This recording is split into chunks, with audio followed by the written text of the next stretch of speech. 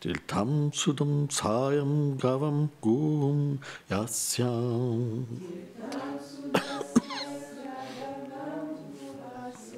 Yam sham dam devasyam cham ashiyesve.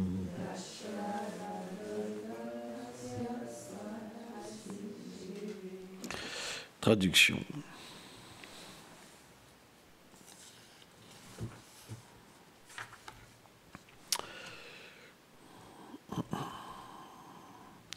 Vidura se baigna dans cette rivière et dans son voyage il visita plusieurs lieux sacrés à la mémoire des sages tels que Trita, Usana et Asita, Swayambhuvamanu, le roi Prithu, Agni Vayu, le roi Shuddasa, Gua et le roi Shradadeva.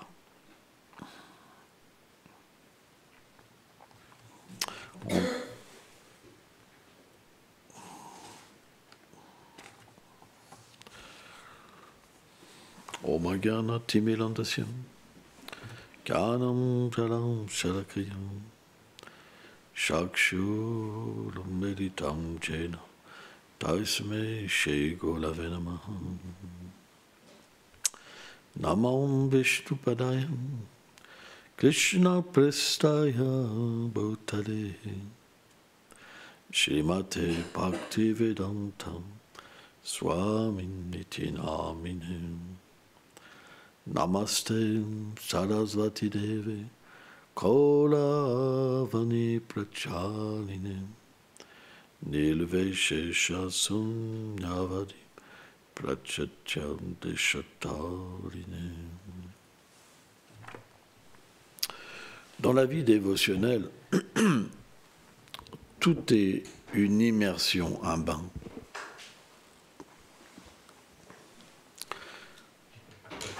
Lorsqu'on est un profond matérialiste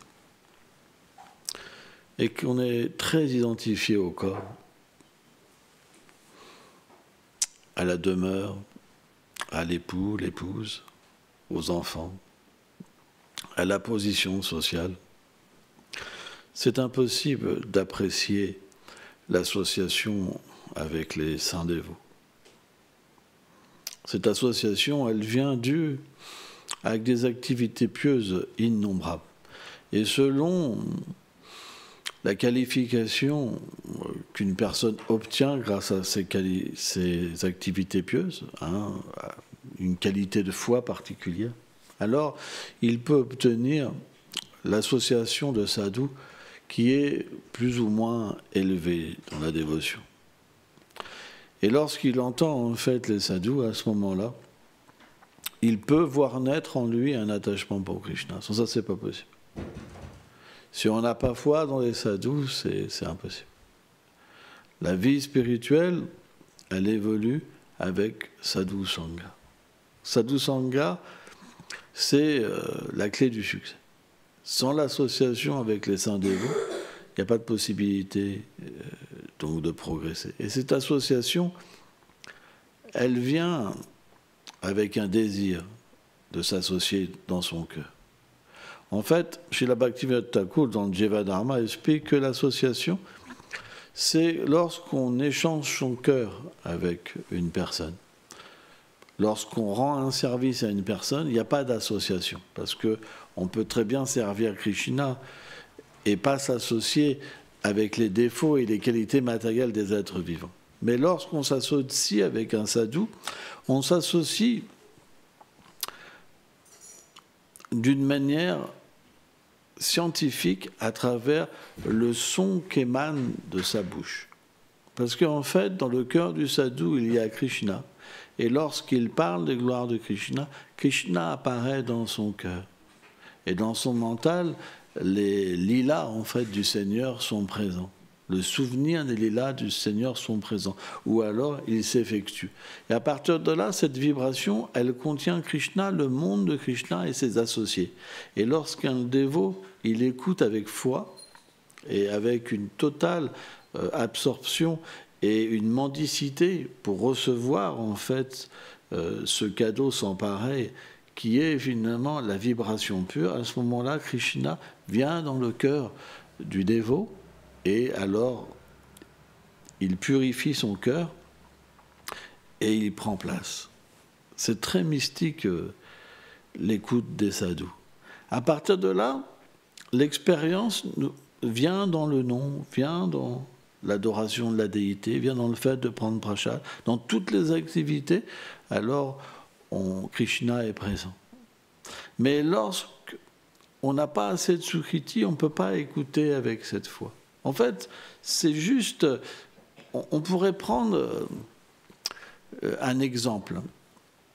Par exemple, d'un seul coup, il y a des avions qui viennent et des bombes éclatent de partout. Et sans la grâce du Seigneur, on ne peut pas être sauvé. Il y a une intensité, il y a un besoin. Sans cette intensité, ce besoin, Krishna ne peut pas entrer en nous-mêmes. Ce n'est pas possible. C'est pourquoi c'est quelque chose qui se passe à l'intérieur de nous. Hein, Lila? Hein? C'est quelque chose qui se passe à l'intérieur de nous. S'il n'y a pas cette attitude-là, Krishna ne peut pas venir et prendre sa place. Parce que en nous, il y a quelque chose qui paraît plus important. Notre match de rugby, de football, de ceci, de cela, notre petite relation, notre ceci, nos copains, c'est plus important que le royaume de Krishna, que Krishna. C'est ce qu'on appelle l'ignorance. Parce que finalement, qu'est-ce que ça nous apporte, toutes ces activités matérielles? Un tout petit goût. C'est tout petit et ça apporte beaucoup de souffrance. Par exemple, on peut jouer au rugby et puis se casser les membres, devenir handicapé. Il y a plein de joueurs qui ont des problèmes comme ça.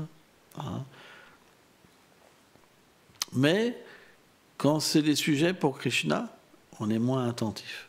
On n'a pas ce désir profond.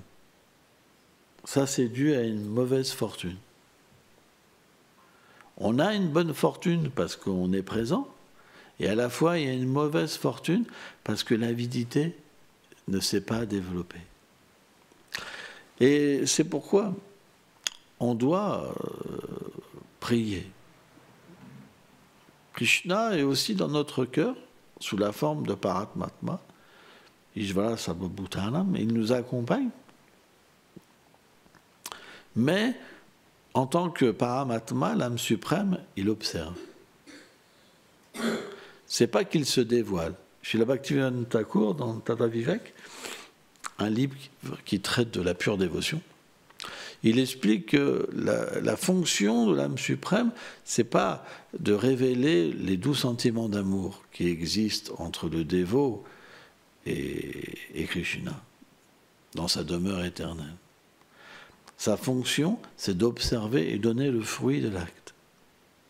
C'est pourquoi, bien que le Paramatma, l'âme suprême et Krishna ne sont pas différents, lorsqu'on entend les sadhus, le vrai Krishna se manifeste dans le cœur. Et l'avidité de le rencontrer se manifeste. C'est pourquoi l'association avec les saints dévots reste le moteur, la chose la plus importante dans le service de dévotion. Et on considère la mauvaise fortune d'un dévot le fait de ne pas pouvoir s'associer. C'est sa mauvaise fortune. Par exemple, on va bientôt recevoir donc des sadhus, et c'est très important de préparer son cœur. C'est très important, parce que c'est notre bonne fortune. Les dévots du Seigneur parlent du Seigneur, et là où Krishna est glorifié, Krishna est présent. Krishna n'est pas présent n'importe où. Il est présent dans le seul endroit où son dévot le glorifie. Parce que Krishna lui-même devient attiré par cette glorification. Parce que c'est l'amour que son dévot lui porte. Et c'est quelque chose qui attire Krishna. C'est très puissant. C'est extrêmement puissant. C'est pourquoi un dévot qui est qualifié, partout où il va, c'est Vrindavan. Parce que les doux lilas du Seigneur, comme ils se révèlent dans son cœur, Partout, c'est Vrindavan. Et il apporte Vrindavan aux êtres vivants. Alors bien sûr, cette bonne fortune du désir et de s'associer vient de beaucoup de vies, beaucoup de vies, hein, de Sukriti accumulées. C'est rare en fait de rencontrer un Vaishnav. C'est extrêmement rare, très rare, c'est expliqué. C'est vraiment une fortune qui est incommensurable. Parce que la rencontre avec un pur dévot de Krishna, ça donne d'atteindre Krishna directement. C'est très puissant. C'est pour ça que Srila Prabhupada disait que ça prend quelques instants, en fait, pour devenir qualifié. Mais tout est dû à une disposition de cœur. On ne peut pas faire semblant. Donc l'association, c'est quelque chose qui agit aussi graduellement quand quelqu'un n'est pas qualifié. À force de s'associer, alors cette qualification vient. C'est pourquoi, même si on n'a pas forcément la sukriti nécessaire, la bonne fortune nécessaire pour pouvoir atteindre la réelle association tout de suite, on l'obtient graduellement, à force d'être imbibé, en fait, par les sentiments des Vaishnavas. C'est comme ça que ça marche. Amundacharya, il disait, si vous voulez devenir un pur dévot, il suffit de s'asseoir là où il y a des Vaishnavas. Et il suffit juste d'écouter. Tout le reste, ça se fait. C'est notre philosophie. Donc s'il n'y a pas d'écoute, et si au contraire on écoute des sujets matériels, bah, ça fait l'inverse. C'est comme le bain d'un éléphant, Parikshit Maharaj explique. L'éléphant, il va dans une rivière ou dans un lac, il se baigne pendant tellement de temps, et quand il sort, il se roule dans la poussière. Vous vous rendez compte à quoi sert ce bain? Vous comprenez? Et bien, de la même manière, on doit écouter, mais on doit cultiver la bonne parole. C'est comme être un jardinier. On doit cultiver la bonne parole. On doit s'en souvenir, méditer. Et on doit aussi, ce qui est très important, la répéter. C'est comme ça qu'elle éclot. C'est comme ça qu'elle donne des fruits. C'est très important. C'est pourquoi parler de Krishna, c'est aussi un devoir. On doit écouter, on doit apprendre. On ne doit pas inventer, mais on doit répéter. Et lorsqu'on répète fidèlement, alors toute cette philosophie, elle prend sa place à l'éclos et elle porte des fruits. Et un jour, qu'est-ce que ça donne? C'est de voir Krishna et être introduit dans le monde de Krishna. Mais ça commence par l'écoute. Si on n'a pas l'association des Vaishnavas, le champ ne portera pas des fruits. Si on n'a pas l'association avec les Vaishnavas, notre étude ne portera pas des fruits. Si on n'a pas l'association avec des Vaishnavas, l'adoration de la déité ne portera pas des fruits. Alors on peut se dire, mais comment c'est possible? Parfois on voit des dévots, même s'ils n'ont pas forcément d'association, la bhakti apparaît en eux. Ça vient des vies passées. C'est des cas particuliers. Ça veut dire que même s'ils n'ont pas pratiqué et qu'ils ont fait n'importe quoi, du jour au lendemain, ils deviennent qualifiés. Mais cette qualification-là, elle venait des vies passées. Ça, c'est des cas exceptionnels. Et ces dévots, même s'ils n'ont pas beaucoup d'associations, il leur suffit juste d'un moment d'association avec un pur dévot pour que tout vienne dans leur cœur. Juste comme ça, par magie. Krishna fait cet arrangement. Juste un contact avec un pur dévot et tout se manifeste dans le cœur. Mais ça, c'est dû à des vies passées. Ça existe, bien sûr. Mais la plupart du temps, pour les dévots qui n'ont pas pratiqué assidûment dans les vies passées, qui n'ont pas développé une méditation, sur Vrindavan, sur leur réalité éternelle, alors il faut un certain temps avant que les choses se mettent en place. Tout le monde a des vies passées qui sont différentes. Parfois, on voit des dévots qui sont aînés, qui ont 40 ans de dévotion, 50 ans, et qui n'ont pas d'expérience de Krishna. Parce qu'à un moment, ils ont oublié le but. Ils se sont égarés. Le Chaitanya Charitamrita explique que le cœur, c'est comme un jardin.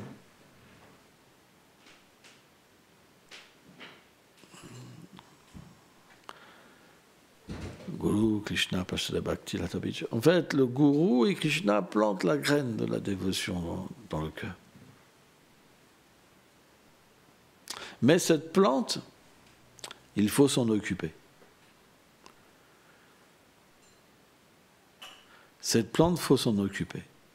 Il faut l'arroser. Et aussi, puisqu'au début, on a aussi des désirs matériels, il y a d'autres plantes qui peuvent pousser sur cette terre du cœur. L'action pour la jouissance matérielle, par exemple, pour l'atteinte des pouvoirs mystiques, ou de la libération impersonnelle. Et si on ne fait pas attention, si on n'est pas assez associé avec des purs dévots, alors on peut cultiver les mauvaises plantes, parce que ça ressemble. Quand on n'est pas un pur dévot, on ne peut pas voir quelle est vraiment la différence.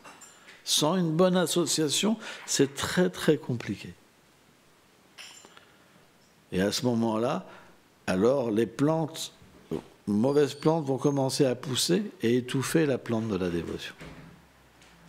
C'est pourquoi ce n'est pas la quantité d'années qui fait le dévot. Non plus. Vous pouvez avoir un dévot qui est très jeune, qui est beaucoup plus avancé dû à ses vies passées, qu'un dévot qui est là dans un temple depuis 50 ans. Et d'ailleurs, les dévots comme ça, qui sont encore des dévots matérialistes, Kanishta Bhakta, ils deviennent envieux de ces jeunes dévots qui ont dû à des vies passées de la dévotion. Ils deviennent envieux. Quel est le symptôme d'une personne qui progresse? C'est quand Harikata vient, il est éveillé. Quel est le symptôme d'un dévot qui n'a pas progressé? Quand Harikata est énoncé, il a envie de dormir. Mais par contre, vous le voyez 5 minutes après dans un couloir, complètement éveillé, pour parler de n'importe quoi. C'est le symptôme. Il n'y a pas de goût. Il n'y a pas de désir. On est juste piégé dans notre incapacité à se libérer de notre conditionnement matériel. C'est pourquoi on doit profiter de l'association des Vaishnavas. C'est très, très, très important. On doit les servir. Lorsqu'on sert les Vaishnavas, on se libère de ce poids karmique qui nous force à nous identifier à quelque chose qu'on n'est pas. C'est quelque chose qui plaît à Krishna.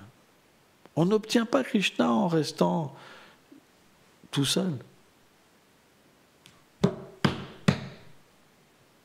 Ce n'est pas notre philosophie. Vous n'obtiendrez rien en restant tout seul. C'est en écoutant, en vous associant, vous vous libérez de vos problèmes. Ça ne viendra pas autrement. Qu'est-ce qu'un dévot peut faire tout seul s'il n'a pas conscience de son éternité et qu'il ne peut pas méditer sur Radha et Krishna? Rien. Il a besoin du processus de service de dévotion. Il a besoin des autres. Dès qu'il est tout seul, qu'est-ce qui se passe? Les désirs matériels reviennent. Il souffre. Il n'a pas la possibilité de méditer sur Krishna. Il ne peut pas. Il n'y a rien qui se passe quand il chante. Donc on doit servir. Seva, c'est quelque chose qui est très important. Par le service, on peut se purifier. Par le service des sadhus, on peut atteindre la bhakti. Mais le premier service, c'est écouter.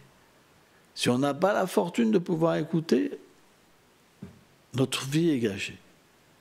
Et si dans les moments où on écoute, on n'est pas attentif, on a envie de dormir, à quoi sert notre vie?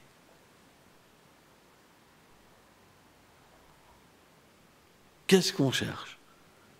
À rester vie après vie dans cette situation-là, celle qu'on vit en ce moment, elle est parfaite. Vous sentez que vous avez atteint la perfection. C'est ça que vous pensez? Que c'est parfait votre vie? Il n'y a pas de problème? C'est que du bonheur, que du bliss? Non.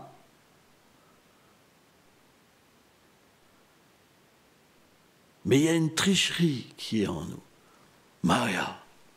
Maya, elle nous illusionne. Elle nous fait penser, oh, t'es super. Regarde ta vie, elle est merveilleuse. T'as pas à t'inquiéter. Vie après vie, je t'offre ça. Vie après vie. C'est pourquoi, lorsqu'on écoute les sadhus, paf, ah, c'est choc. Ah, c'est dur d'entendre. Ah, c'est dur. Il est dur, il est tellement dur. Il m'apporte un réveil que j'ai pas envie. Hein? Tellement dur il est.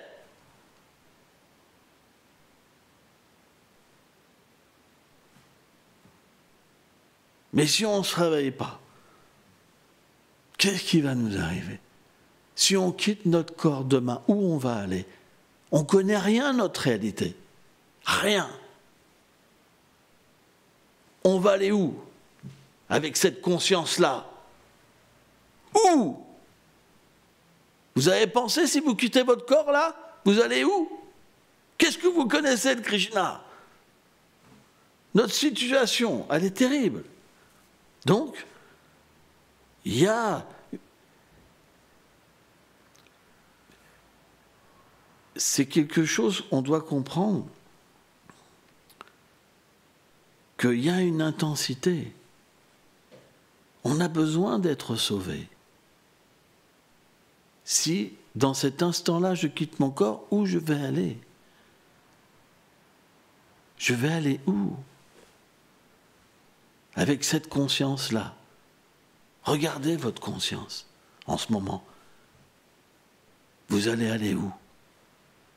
Avec vos attachements, avec votre conception matérielle en pensant que vous êtes une femme, vous êtes un homme, vous êtes un enfant, vous êtes un père de famille, un renonçant. Vous allez aller où? Ça ne suffit pas. Il y a une urgence. L'urgence est là. Vous devez en prendre conscience. Quelle était la qualité des tours ce matin que vous avez changé? Dans quelle conscience vous avez chanté? Combien de noms vous avez écoutés? C'est pas grave. Tous les jours c'est comme ça, mais c'est pas grave. Vous vous en moquez.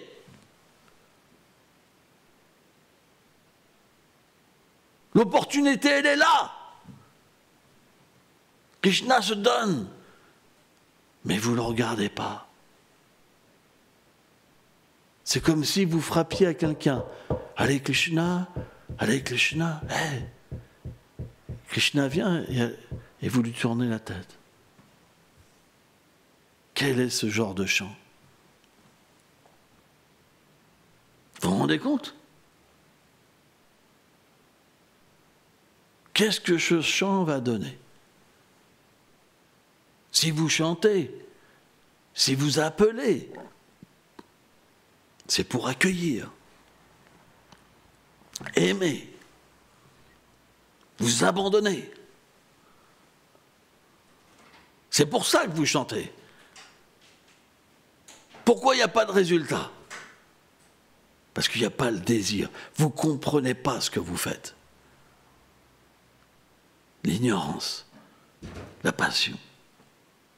Donc, l'association des sadhus, c'est quelque chose qui est important. Parce que c'est le réveil de la foi. C'est comme un réveil. Quand vous dormez, que vous entendez le réveil, bling, bling, bling. Ah, vous sortez du rêve. C'est pas facile. Hein? Et il y a tout un autre automatisme qui vient. Il y a deux vies, dans le rêve et dans la vie active. Mais il y a une troisième réalité qui est éternelle. C'est la vie de l'âme pure. Et le chant, c'est cet éveil. Si on chante avec attention, on devient conscient de qui on est. Par l'association des sadhus, on obtient le goût pour chanter. Et là, la vie devient merveilleuse. Parce que vous pouvez vous asseoir et avoir une expérience que personne ne peut avoir, que vous ne pouvez même pas imaginer. Ce n'est pas possible à l'état conditionné d'imaginer l'expérience qu'on peut avoir. C'est impossible. Et suivant le développement spirituel, alors c'est de plus en plus grand, de plus en plus grand. Il n'y a pas de limite. Parce que Krishna est illimité. Quand vous entrez dans le monde de Krishna, c'est sans limite. C'est pourquoi cette petite vie-là, je dis bien cette petite vie qui vous incarcère et qui vous empêche de désirer cette expérience, elle doit être engagée pour vous libérer. C'est pas qu'il faut la réprimer. Oh, je suis terrible, puis plus rien faire. C'est pas ça l'idée. L'idée du service de dévotion, c'est quand on engage notre vie pour se libérer. On la condamne pas. Mais en même temps, on est conscient qu'on peut se faire piéger dans tellement de plaisirs, etc. C'est pourquoi les sadhus nous enseignent comment engager notre vie et atteindre le succès. Lorsqu'on offre nos activités, lorsqu'on offre nos activités, comme Krishna dit dans la Bhagavad Gita, tout ce que tu fais, offre-le-moi.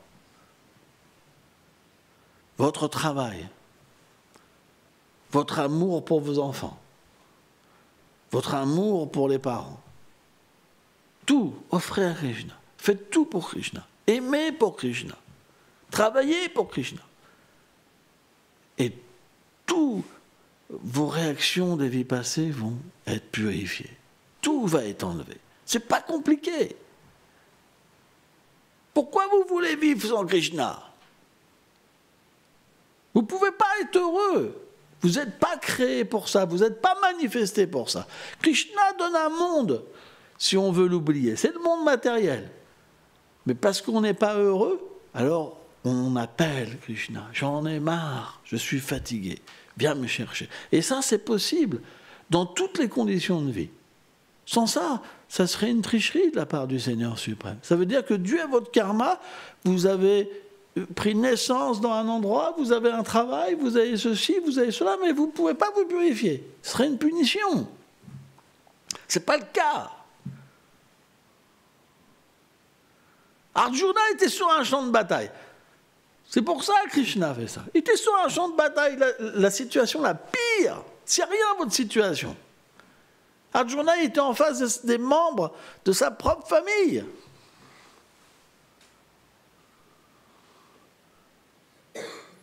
Et il devait les tuer. Parce que c'était une guerre. Il n'y a pas le choix dans une guerre. Vous comprenez? Donc, on doit avoir cet engagement pour Krishna. En étudiant la Bhagavad Gita, on peut vraiment dépasser tous les obstacles et atteindre vraiment la perfection de la vie. Mais si vous agissez, vous vivez sans vous rappeler les instructions du Seigneur, sans vous rappeler les instructions du sadhu, et que vous accomplissez des activités matérielles, alors vous faites comme l'éléphant. Vous écoutez et après vous faites n'importe quoi. Vous ne ferez jamais d'avancement spirituel à cause de ça. Parce que c'est vous qui le désirez. C'est vous qui vous condamnez. Il y a des lois. Le Seigneur suprême, il donne tout pour atteindre le succès. Et c'est à nous de prendre ces instructions qui sont véhiculées par les saints, les mettre en pratique. Et alors, le problème de notre existence sera résolu. Merci beaucoup.